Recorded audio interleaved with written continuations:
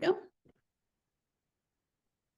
Hi, good morning, everyone. My name is Emily Dugan, and I'm a part of the Technical Assistance Provider team with ODOT, Alta Planning and Design, Cycle Oregon, and the Street Trust. And this is our September monthly webinar. We host webinars every month on topics that you request. And today we're going to be talking about high school engagement and looking at some practices to include high school students in safe routes to school. I want to start us off with a little bit of a purpose today. We're going to hear from two amazing program managers in California, actually in Northern California in the Bay Area, who have successfully created programs to empower and engage high school youth in safe routes to school. Sorry, letting people in. We're hoping to use this time as a point of inspiration and jumping off for programs in Oregon that would like to engage high school students. So our agenda for today, I'm going to give a brief introduction to Michele Walker and Gwen Froh. You would have seen their bios in the email I sent to you, but I just want to talk about them again because they're amazing. Then we'll hand it over to Michele, who's going to talk about high school engagement and safe routes in Alameda County. And then we'll go to Gwen, who will talk about her work in Marin County. And finally, we'll end with some Q&A.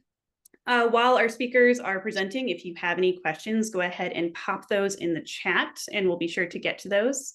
Also, just some Zoom hygiene, be sure to keep yourself muted while we are going through the presentations. But feel free to unmute yourself if you have a question during the Q&A portion. All right, and with that, I'm going to take a brief moment to introduce our speakers. Michele Walker coordinates the Alameda County Safe Routes to School high school program. She enjoys especially engaging with youth and helping them develop the necessary skills to successfully encourage peers to utilize active and shared transportation. Her experience includes training youth in from low-income backgrounds and leadership skills, facilitating college and career readiness lessons at a local nonprofit, and teaching math at a small, middle, and high school. Michele holds an undergraduate degree in psychology and a master's in social work. She is passionate about spending time outdoors and getting places with her own 2 feet. In her free time, you can find her playing with her rescue dog, visiting the playground with her daughter, and voraciously reading thrillers. And to that, I am also a thriller fan, Michele. Then next, we're going to be hearing from Gwen Froh. Gwen has 16 years of experience in the development and implementation of Marin Safe Routes to School programs. She has directed the encouragement and engagement program for 7 years, managing a staff of 8 employees to deliver programs to increase walking, biking, busing, and carpooling at 55 schools and for 20,000 families. Gwen, for the last 12 years, has collaborated regionally and nationally with other Safe Routes programs, leveraging best practices from Marin while providing innovative approaches that other programs locally and nationally have adapted. Prior to that, Gwen co-developed the teen program of Safe Routes to Schools, one of the first in the country serving middle and high school students. Some of Marin's innovative programs were developed during her tenure, such as the teen coordinator, such as no idling campaigns, the transit race, middle school assemblies, art contests, distracted driving campaigns, and multiple teen video projects and bike donation drives to provide bikes to families who could not afford one. As a community partner from Marin School of Environmental Leadership at Terra Linda High School, Gwen received recognition through their annual Vision into Action Award for successfully leading students in transportation projects that had an impact on the community. Thank you both for being here again. Your background speaks for itself, and we're very excited to learn with you. And so with that, we're going to go ahead and get started with Michele in Alameda County.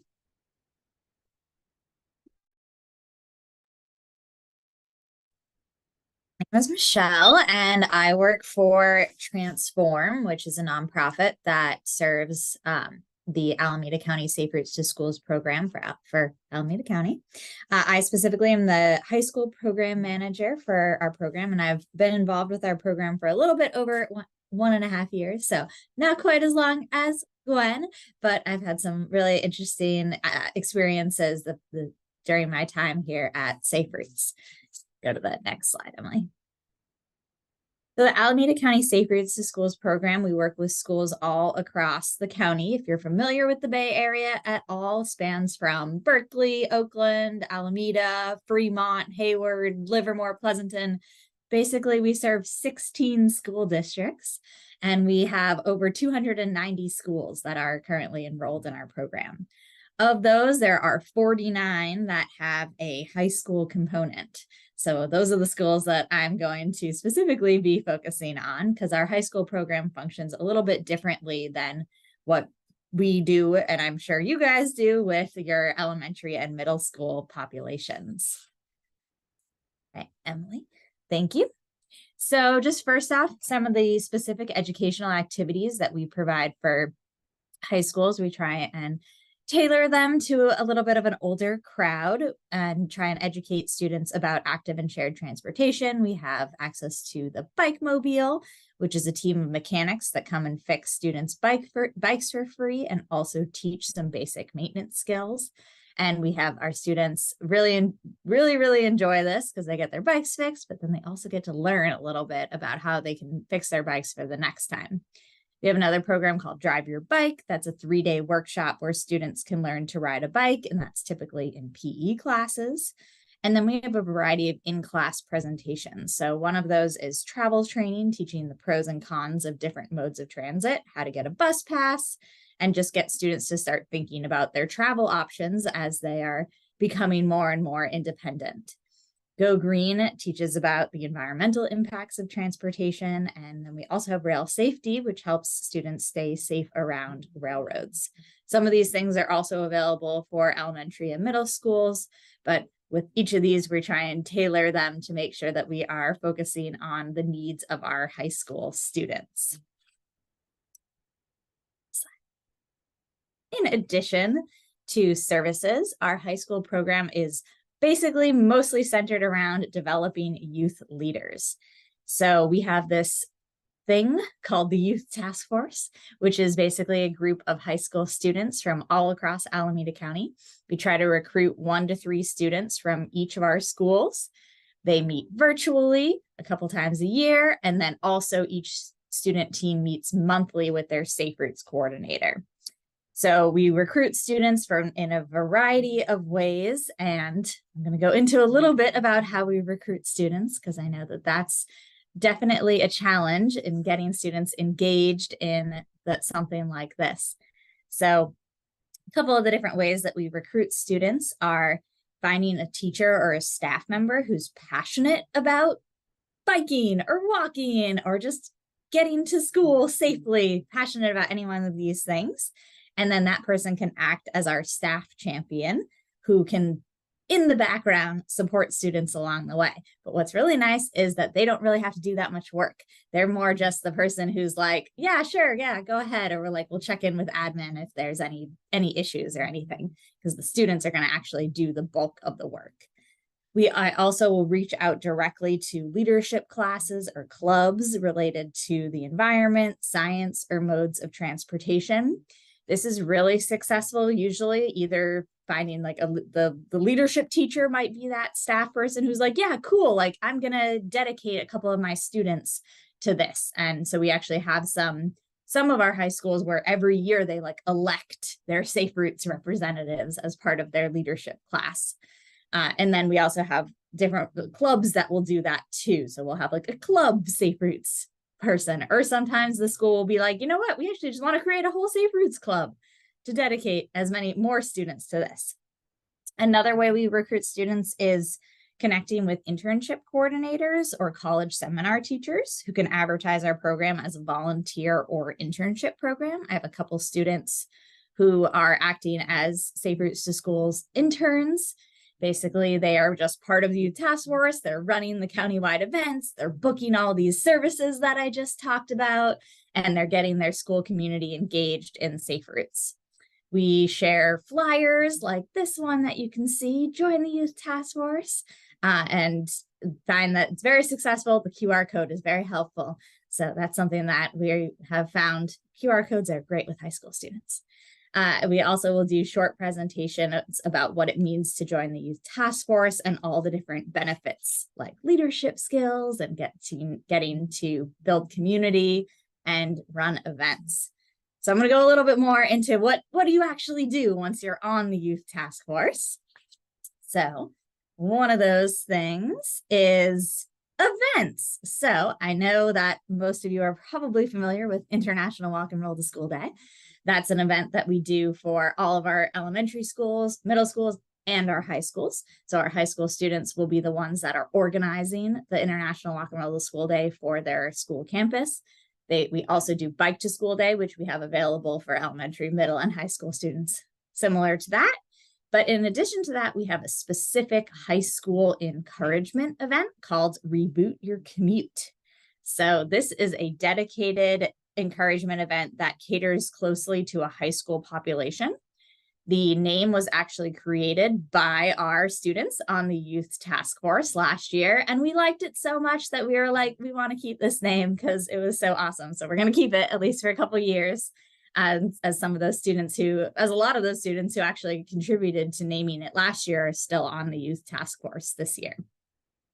So as the event is similar to International Walk and Roll School Day, we encourage students to walk, we encourage students to bike, take transit, carpool, all those different modes of transportation.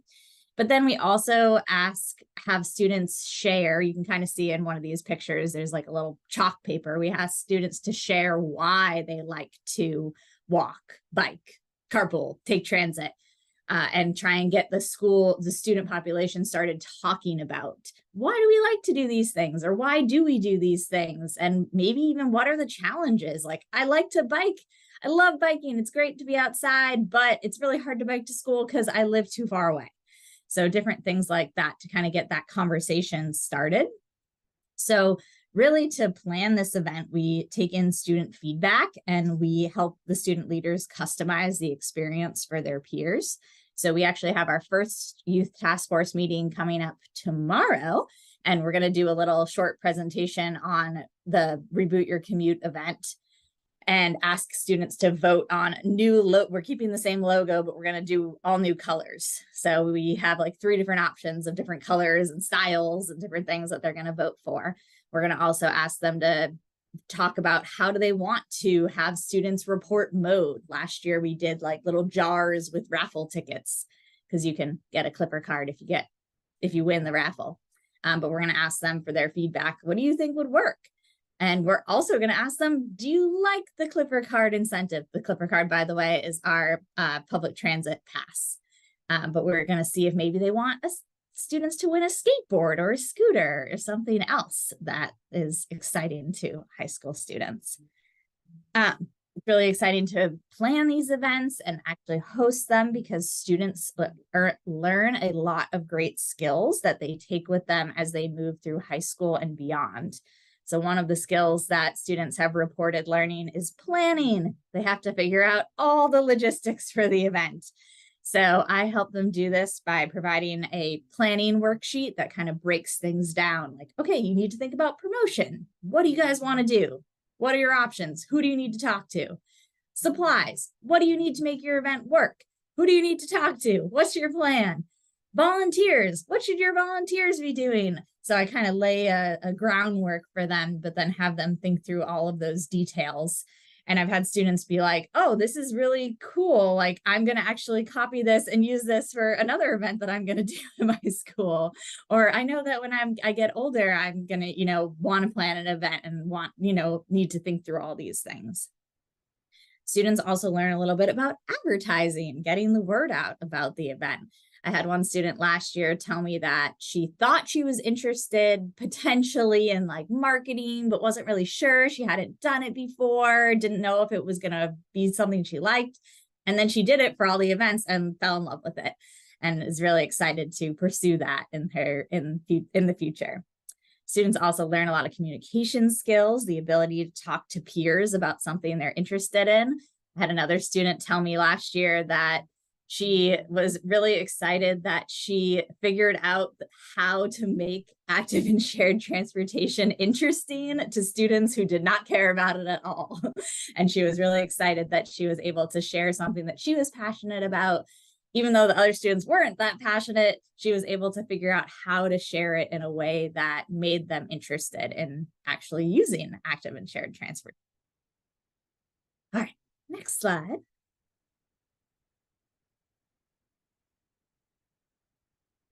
Another feature of being on the youth task force is the opportunity to support Safe Routes to Schools activities for elementary school students.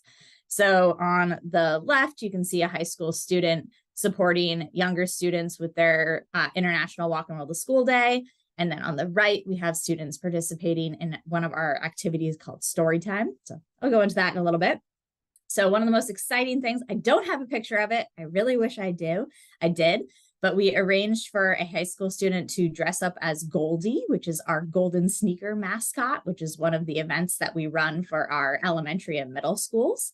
And he basically went to a local elementary school, and in front of an entire assembly of all of the students, he dressed up in gold and was Goldie, and talked about the Golden Sneaker Contest and why it was important to participate and be part of the, getting to school safely, walking and biking, using different forms of transportation.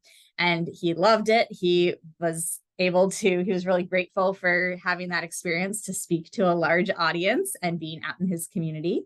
And he returned the following week to do transportation story time, where he visited several classrooms and read stories about walking, biking, and taking transit. And a lot of the students remembered him as Goldie, and they were very excited to see him again. We also had opportunities for high school students to support in these county-wide events. So that might be handing out incentives or just engaging with kids on walk and roll days. And we have a couple students who are going to be doing that for International Walk and Roll School Day this year. Basically, we've just really found that elementary school students love having and they get really excited to talk to them and learn from them. And then the high school students get to enjoy it too, because they're able to share their experiences and knowledge with the younger kids. I had one student tell me last year, it was so fun volunteering at the elementary school event because the kids were wanted to talk to me versus all my peers are just what are you doing? What? This isn't that cool. So they felt really cool that they were able to get more excitement from the elementary school students versus the high school students. Next slide. Of course, program comes with challenges and lessons. So I've got a couple that I want to go through. One is the just school support of Safe Routes to School. So it's really important not to just connect with the students, but also have someone at the school who's aware of what you're doing and can act as an advocate for the students when needed. So that's who we try and get to be our staff champion. So we've had a little difficulty when students just are oh, wait, I want to join the youth task force, but they're not connected to any clubs or leadership and they can't find a teacher. They have a really hard time actually getting events and activities to happen on their campus. So as a result, we tried really hard to not just recruit students, but also try and get that adult who's on their side, who can advocate for their needs. That's one of the reasons I really usually try and go through leadership or clubs, especially because all of those have a teacher connected to them. It's possible to have students that you just kind of recruit on your own, but then there's a little bit more finagling of connecting them with somebody in admin that they can rely on. Another one is sustainability. So our program started as a pilot program with just a few schools in 2011, so a while ago. But given the nature of a pilot, the program staff were really able to just go really deep into a few school communities and create really robust programs. So they had that youth task force model, but they were working just each site coordinator was only working with a couple schools. So they were able to be there and support on the daily. But now that we've evolved and have 49 schools, that is very much not possible. So we've kind of just been evolving based on student feedback and continuing to have that youth task force and try to reach students across the county.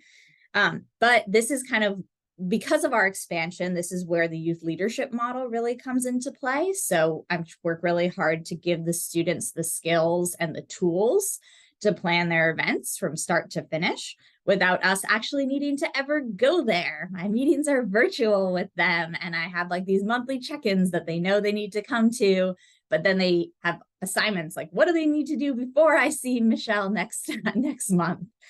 And the students are really, able to take ownership of all of their events. We've also recently incorporated that pipeline for high school students to work with elementary school students and introduce opportunities for students to treat their time as on SR2S as interns. So our goal is to really have a model where students can take what we provide and adapt their program to their school specific needs. Last one is maintaining student excitement. High school students have lots of competing priorities. There's tons of things pulling their attention all over the place. So it's really important to keep a good balance in the Safe Routes program where the students are learning and growing, but they don't have to dedicate all of their time to the program. So we ask students, like, at a minimum to commit to attending the virtual quarterly task force meetings and 30-minute virtual monthly meetings and run at least one of the encouragement events. A lot of our students will do all three, but some of them are like, okay, I can only handle one. I, got a lot of things going on in the fall. I want to do the winter one. And, in the spring, I'm playing a sport. Outside of the event, that the students need to promote it and get peers excited, coordinating the materials, ensuring that they have the school's permission. So all the other things that kind of go with that event planning. Some students are really committed and go above and beyond. They run all three events. They do outside volunteering and projects, and others just have a little bit less capacity. But we really try to strive to meet where the students where they are and maintain their excitement about Safe Routes while not putting too much pressure on them to participate in everything. We also have students who graduate and need to ensure that we can recruit younger students to take over and maintain the program. That's where it really helps to have a staff member on campus who can help with that.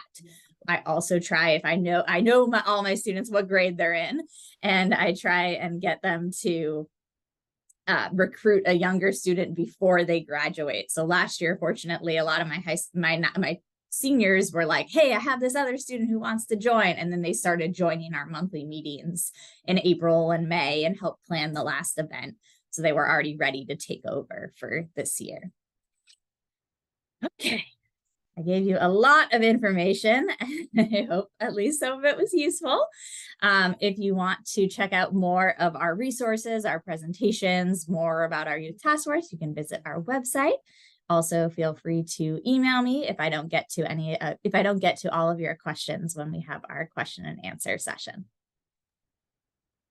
Thank you so much, Michelle. And I will be sharing out all of these resources and emails as well too after the presentation. And again, too, I do see there are a lot of great questions in the chat. We'll be getting to those for sure. So worry not. All right, I'm going to go ahead and pass it over to Gwen. Emily, go ahead and share your slide. You're doing such a great job. Oh, great. Okay, then I'll do that. Perfect. Continue. And Michelle, that was excellent. That was very inspiring, and that was just very thorough. And you're bringing me right back to what I used to do in my former job. I'm now the program director for Safe Routes to Schools. Can we go back to the initial? There we go. So I'm thrilled to be here. Just a little bit about what I'm going to be talking about today. I'm going to be talking about the two programs that, due to the state high school grant, we were able to successfully launch starting in 2021, right after the pandemic struck. So next slide, please.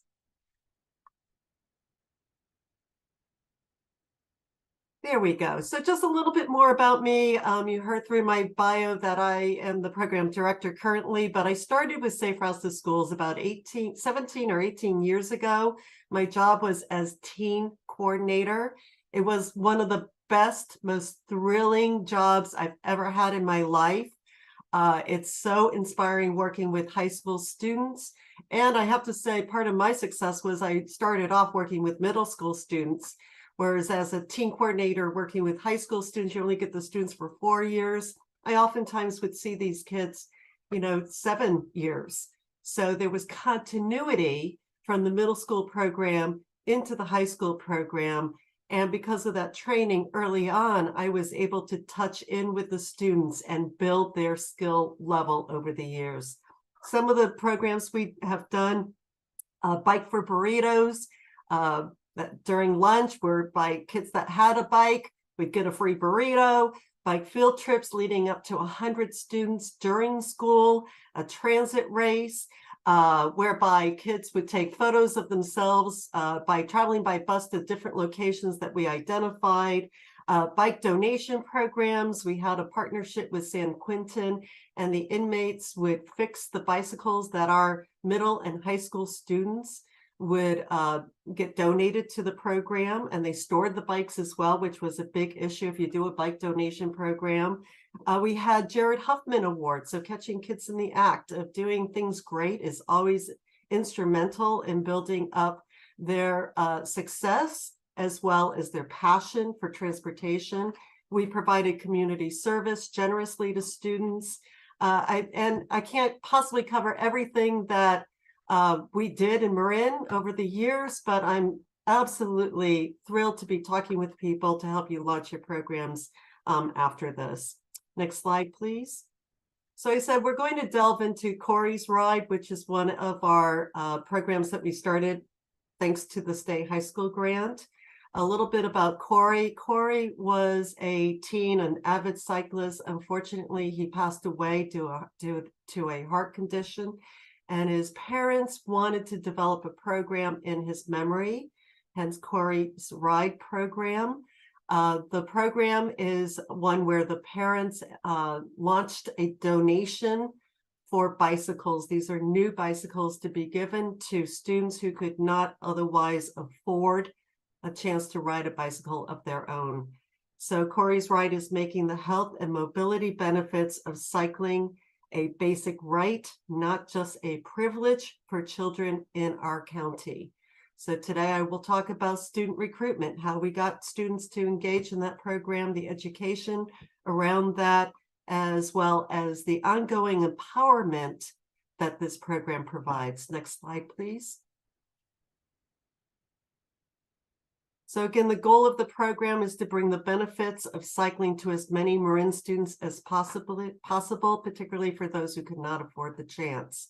So when we started the program as a pilot back in 2021, we recruited 10 students from an equity priority school, San Rafael High School.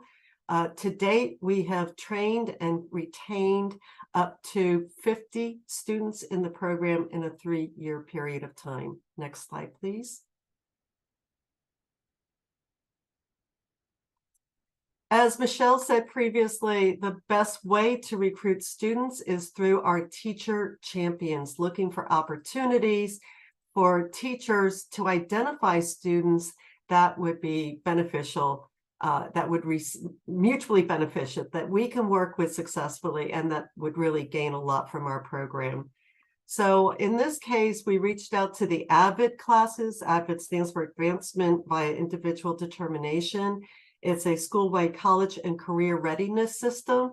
And we reached out to the teachers and the students in the AVID classes, and they identified students that lived in the San Rafael area and who could not afford a bike. Many of them could not even speak English.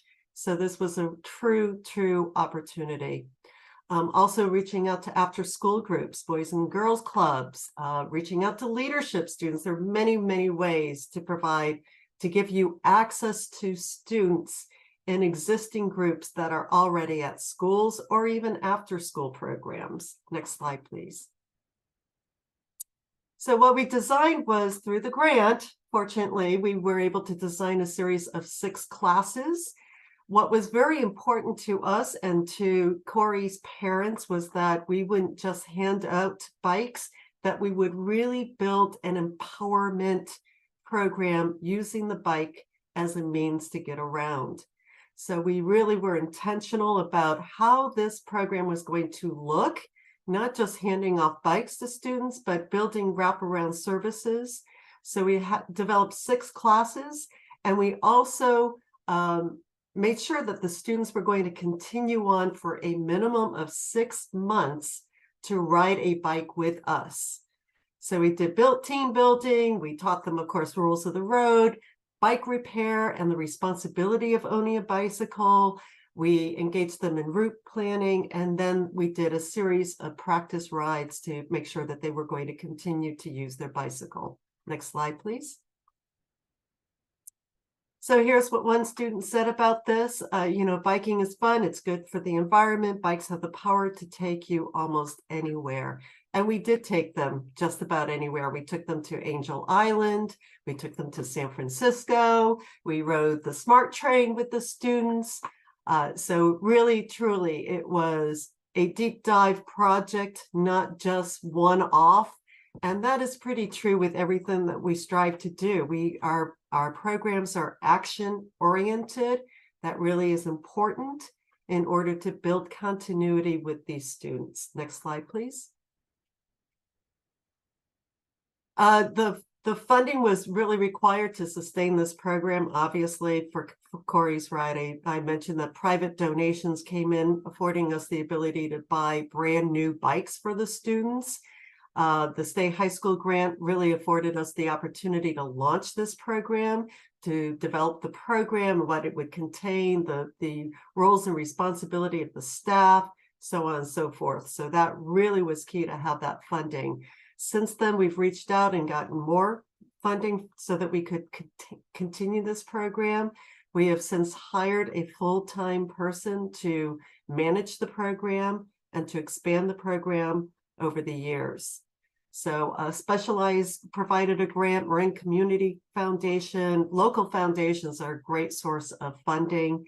Marin County Parks provided funding so that we could do targeted rides to the different parks in Marin County. So it's just been a fabulous, fabulous program. But also it's really key for these students to give back, and I'll talk about that a little bit more. But some of these students went on to become interns, paid interns. Some of these students have since given presentations to encourage other students to ride. They've become mentors. They help to lead rides, route plan. We are now going into the middle school program as well. So they become mentors for riding with middle school students. So it's a complete program, but of course you need funding, ongoing funding to sustain something like this. Next slide, please. So the next project that came out of the state high school grant, now keep in mind, we could not go into the schools. In fact, that continued straight through last year. So we were not allowed on campus to host our standard events. So we were really strapped as to how can we empower the high school students to do something that they can't do for themselves on the campus. And those relationships kind of fell by the wayside because of it. The pandemic had, I'm sure for all of you, a huge impact to our normal programming. So we developed a program called Bike Fest. It was initially Bridge the Bay. The goal of the program was to engage high school students in community events to provide a day of bike repairs, fun activities, and a bike ride for families living in the canal area of San Rafael. This area in San Rafael is where predominantly equity priority communities live. And so this is a really special event for them. And I'll talk a little bit more about that. The picture down in the bottom left with the two boys, actually, one of the students came from Corey's Ride. He became a bike mechanic. He has since gone on and become a bike mechanic for Mike's Bikes here in San Rafael. So he has learned through that program how to enhance his skills. He gave back to the community at this event and has gone on to get a paid position through a bike shop. Next slide, please. So in terms of recruiting, once again, this is a common theme. You heard this from Michele. We reached out to teachers, environmental clubs, leadership, and engaged the Corey Ride graduates to help with this event. Basically, any way that we can get students in through teachers, through the schools, whatever, we tap into those different resources to engage the students. Next slide, please. So a lot of the successes came out of this. First, I have to say we did bring in the Bay Area Bike Mobile to help do the bike repairs. They love to instruct students as they go. So it was an opportunity for people to learn how to fix their own bikes in this community. And at both events, they fixed, along with the volunteers, that student that I mentioned previously from Corey's Ride, They fixed over 60 bikes in this equity priority community. Additionally, we had provided bike education. We set up a course and taught families and their students, little kids, how to ride bikes. And at the same time, we had the high school students put on environmental awareness games. And it was a great event.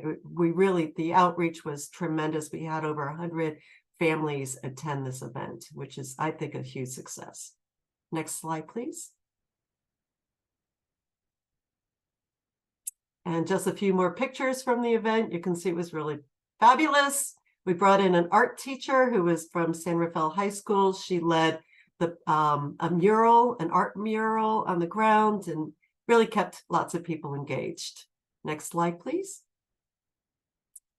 So just in summary, again, look for established programs and teachers where you can find like-minded students that are interested in transportation or the environment. All of our programs are project-based activities, so it's really important to have a focus to provide actions for students. I always like to plant the seed and see where students, what they're interested in doing, meeting the students where they're at, identifying that they are at different levels of engagement as they get older, and breaking it down so it's in manageable bites. That's something that I had to learn over the year. They might say, we want to build a rocket ship to go to the moon, but that's not feasible. So you need to help them break down their project so that they can really see success every step of the way. I have used this design think. One other strategy that has been tremendous for me personally, for my staff, is to partner with a school called Marin School of Environmental Learning, MCEL. It's based here in San Rafael. And the school is basically a school within a school. It's got an environmental focus, and they have different levels of engagement for the students. And they use this design think engagement strategy, and it applies for everything that we do. So it was a semester-based program. If you get an opportunity to do a deep dive like that with a school within a school for environmental training or some other activity, it's really where you will see tremendous results. It's where you can really build out programs because it's a semester or year-long project, excuse me. So just touching upon the stages of design think, you always start with empathy. Always, always, always do your research. So for example, with the Corey's Ride, we knew that there were students that could not afford a bicycle. But beyond that, we knew that there was no secure bike parking.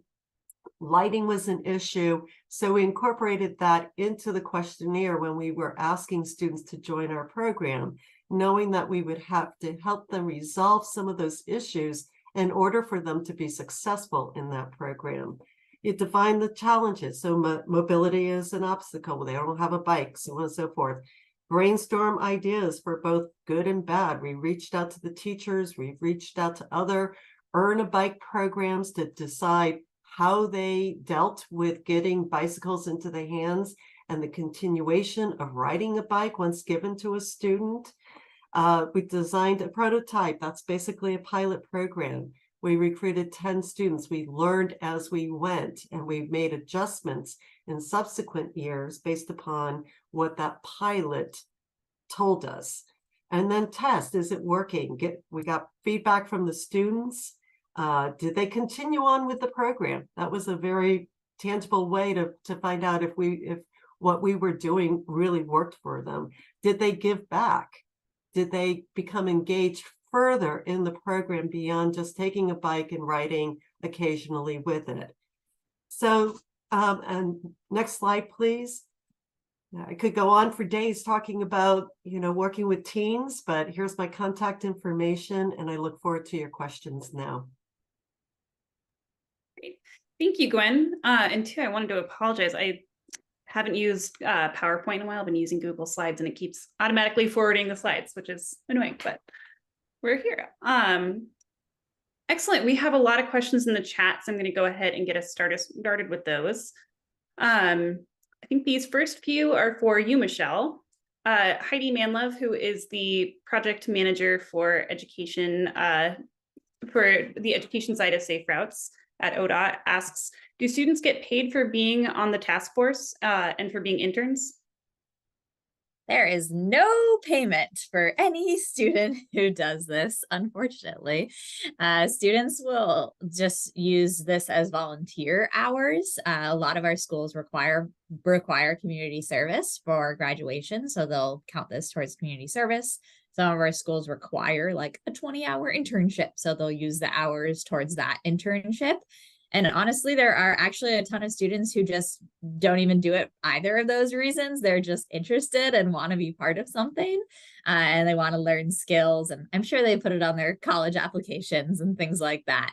But I wish we could pay them, but we do not, unfortunately. Great, that gets to Nicole's question a little bit down here as well. Then Nora asks, is it challenging logistically to get the high school students into elementary schools during the school day? Do they travel over there together? She says, I love this model and could imagine it being more widespread, but have heard some questions about the logistics of it being during the school day. Yeah, I'd say this is definitely like different for every school, which makes our program has to be very personalized. Some of our schools will have they'll have like a leadership period, and I'm working with students in the leadership class, so their leadership teacher will say like, hey, during this period you could go off campus and do this activity. And like that school in particular has like really long block periods. So they were able to kind of go off during that leadership class. They had also flex time that they were able to take the time. And those students kind of all transported themselves together. We also just try and make it be an elementary school that's really close to their high school, so they can walk or they can bike. They can actually use one of the active or shared transportation methods to get to those schools. And for others, some students are only able to volunteer before school. So we have when students volunteer for events, they will go before the school day starts, and then they're still able to get to their school on time, or maybe get excused for the first 10 or 15 minutes. We're also exploring doing some programming this year in after school programs, because I have a couple students who are really interested. They really want to do the story time activity, but they aren't allowed to leave their campus during the school day at all. So we're going to try and connect with one of the elementary schools after school programs so that they can do the story time outside of school hours. And yeah, students, I make them arrange their own transportation. I will help them kind of, figure out ideas and things like that. But yeah, they are usually traveling together using active or shared transportation. Excellent. This is a good question for both Gwen and Michele. Patty asks, do you attract more 9th, 10th, 11th, or 12th graders, or is it a mix? I would say it's a mix. All the 9th and 10th graders are great because they can, they're more senior, they have a little bit more confidence, but we like to get the freshmen and sophomores in and have them for 4 years. So again, we rely on the teachers to identify students, but we absolutely love working with all grades. I would say for us, I've had very few 9th graders, generally 10th through 12th. And a lot of that, the 11th, 12th comes from leadership classes only allow students in 11th and 12th grade to actually take leadership or something like that. Or if I'm working with a club, usually maybe students might join as 9th graders, but they're, not really sure exactly what's going on in the club. And then the next year they're like, oh, I want to, take on some responsibility. So I generally get more 10th through 12th, and fortunately had a lot of 11th graders, a lot of 11th graders last year who are now seniors who are doing it for their second year this year. So I'll have to do a little bit more 10th grade recruitment next year, definitely. This is the last question in the chat, and then I'll open it up to the audience if you want to come off mic. Nicole asked, and I believe this was for Gwen, how prominent is the issue of climate in this high school program, in your high school? Yeah, it really depends upon the school. There are some schools that we have that really have a dedicated classes towards environmental studies. So we do look for those opportunities. Many of the ongoing teacher champions that we've had have been science teachers. What's changed is that we no longer need to talk about climate change, but it's on the forefront of everyone's mind, I would say, in general in Marin County. Of course, if there's students that are worried about food insecurity, that's not going to be the main messaging that's going to get them engaged in our program. So, we do need to be sensitive about the different groups and what motivates them to take action. But with the fires that have taken place recently in California, absolutely, it is something that students do think about. Yeah, I would say for us, I get students who join us for a variety of reasons. Some of it's like, I just love biking and want to get other people to bike. But they have a lot of students who are just, really concerned about the climate, and they're part of their green team or a science and ecology club. And they kind of it's kind of where the personalization to your school comes in, where they are, if that's a particular interest to them, that's something that they bring into their events and try and make sure that they are, not just like, hey, we're walking and rolling for fun, but they're like, we're walking and rolling because of the climate, like things like that. They'll kind of bring that personality and interest into their activities. And if I can tag on to what you just said, Michele, it's really important when you're trying to cultivate a cultural change in the school to not just work with one group. So I will, for example, encourage the environmental students to reach out to their leadership students, to reach out to the students that are doing videos.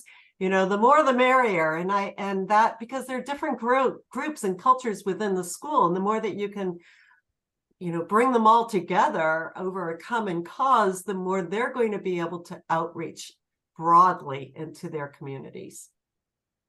Yeah, I have a lot of students that do that as well. They're like, we're going to, ask our fitness club and our mountain biking club and our leadership. They get all sorts of different people involved in everything they do. Yeah, one group that I haven't talked about yet is Peer Resource. They've been an advocate as well for the health reasons. So it's finding out what inspires them to take action, because transportation issues tap into so many different student groups and interests around campus. And it could just be for fun too. Leadership groups love to put on events. So good question. Very good. I'm going to open it up to the group here. So go ahead and, feel free to jump in, raise your hand, come off mic if you have a question. Julie, I see in the chat you put a suggestion for possibly doing some pre-recorded messages or Zoom for a story time, or checking with schools if they already are providing transportation for AP classes. That's a good thing to consider for some of those potential barriers to leaving the school. But yeah, please feel free to raise your hand on the Zoom or come off mic if you have a question. I'll give people a few seconds, and if you don't have questions, I do. Can you hear me? Yes, thank you, Sarah. Hi, I would love to hear more about the transit challenge, the students taking photos of themselves in different spots taking transit. Very, very popular. We've done that as an after-school activity as well as a classroom activity, partnering with teachers to actually pull kids out of school to have them do this. It's called the Transit Race, and it's basically a scavenger hunt by bus. So we provide different locations around the county, and the students travel to those different locations by bus, take a photo, which gets sent back to us, and we track all of that. And the team with the greatest number of points wins the prize, whatever that is. Anyway, super fun. Before we send them out on the bus, we go in and we do an education around that. So we teach them how to ride the bus, how to route plan, and just everything that they need to know to be comfortable. So it does change behavior. We try to do this with freshman, sophomore students in high school. Many of them maybe haven't taken a bus, or at least for their regular commutes, and the teachers love it because it teaches them skills that they need to know in life. So it's been a tremendous success. We've hosted this at probably about 3 different schools, and we've done probably about 7 of them. And one school actually had their students travel by public transit around the entire Bay Area. They took them out of school for the day. They thought it was so important for the students to be doing this.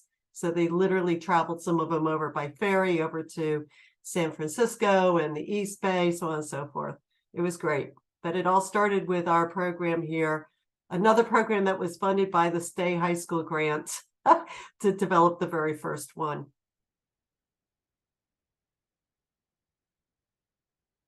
Hannah? Hi, and thank you so much, Gwen and Michelle. It's great to see you guys in Oregon, as it were. And wonderful to hear, about these great programs. I guess I was curious for both of you, like, what's your one piece of advice? In Oregon, we're really starting off from scratch and trying to think about kind of where to start and how to start creating these teams. We don't have kind of, in many communities, not everywhere, but in many communities, we don't have the sort of household name of Safe Routes to Schools. And so, we don't really have a culture of task forces of involving youth as much. So is there any like specific advice you would give us?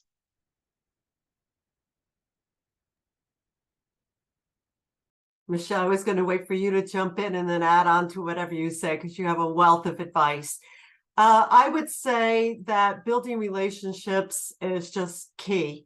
And it's with relationships with the schools, building relationships with the students, and meeting the students where they're at. So you have to start off small and set them up for success in a very small way. But it's definitely building those relationships. And again, I started with the middle schools, so by the time the kids got into high school, they knew who I was, they knew the program, and I grew it very slowly from that. I know that might not be what people here have the luxury to do, but it really did make a difference for me when we were starting out the program. And we started from scratch. When we started the team program here in Marin, there wasn't one in the country that I knew of. So we had to figure this out on our own. So it was all about establishing the relationships and giving tangible projects for the kids to work on. As I said, Hannah, I wasn't going to be able to boil it down to one piece of advice, but I hope that gets people started. Yeah, and I can add on to that. I agree, definitely building relationships. I personally, my background is not in anything related to transportation.